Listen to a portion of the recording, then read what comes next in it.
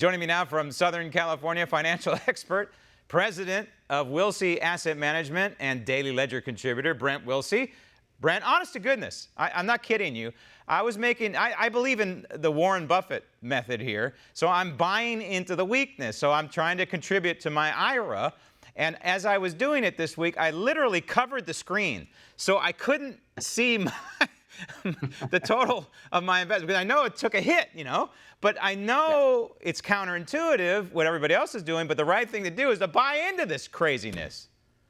It really is, Graham, and that's exactly the right thing to do, but you do not want to look at what your portfolio value is. No doubt that it's down. It's going to be down more than you probably expected, but this is going to change. It happens all the time, and we've been buying at our firm like crazy. I think we have almost bet every dollar we have investing clients' money, and we're not worried what's going to happen next week, next month, or even 2 months from now. But let's look at the end of the year. 1 year from now, you're going to be so happy you took advantage of buying the right businesses at the right prices, because they are going to come back. But it's just, and this whole coronavirus, the COVID-19, this whole thing is just ludicrous how much it's in the press. And I think, Graham, this is my opinion, because the press is more liberal, I think they're trying to do this intentionally to make Trump look bad that the economy's not doing well. You're dead on target. And I think also the Federal Reserve overreacted. This half a point cut so quickly.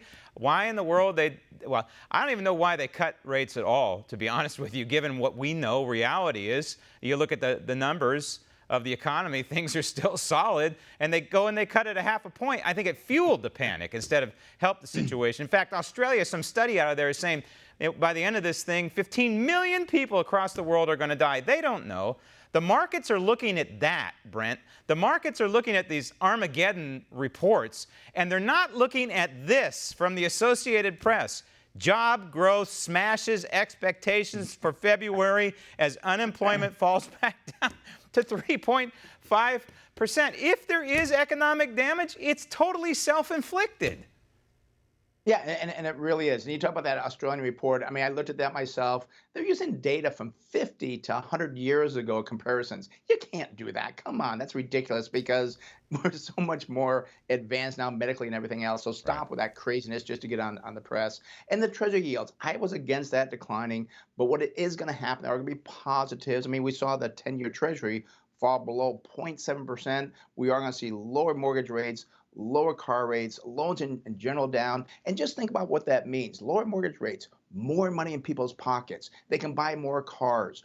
Also, too, this causes the dollar to fall, making our exports. I mean, this is a positive thing. I don't think we needed it. But what we're going to have now is, once this is off the headlines with COVID-19, we're going to see a boom bigger than before. I think you got to be patient, maybe 3 months at the most. We're going to have a huge boom probably come the summertime. Warren Buffett says, be greedy when others are fearful, and that is exactly what's happening right now. Brent, thank you. Want to see more videos like this?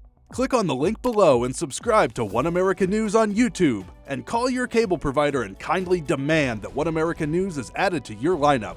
Call and subscribe today.